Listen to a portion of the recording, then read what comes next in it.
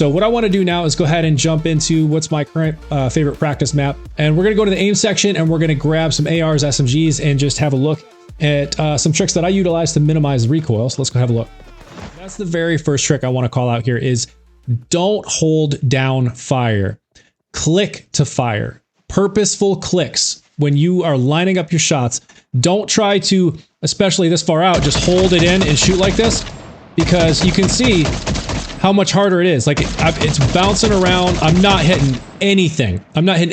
What I recommend is purposeful clicks. So clicking one at a time for every shot, even though it's full auto. So from that far away, I'm going to line up a shot. I'm going to click. I'm going to click, click, click, click, click. See, I missed one. Like I missed one shot, right? Purposeful clicks, just lining up the sight and just clicking. Click, click, click, click, click with the mouse. All right, so let's have a look at the Fury assault rifle now. So I'm going to pull out the Fury here and just hold this one in. And this one is even worse because it has almost twice the fire rate. So it is hitting a few shots. Again, what I recommend, line up your sights. We'll go to this one. Line up your sights and just click. And every once in a while, because this gun is actually, it shoots pretty fast, I might shoot off two by accident.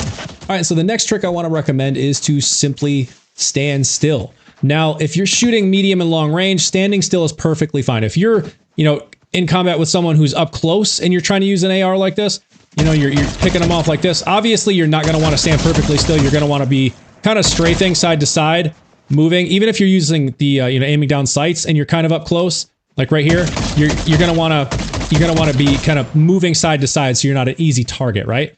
But if you're trying to, laser someone from way far off like this, standing still is super important, because if you're trying to move at the same time, it can make things a little bit more difficult to try and line it up, because then you're having to use your mouse to kind of go against where you're moving.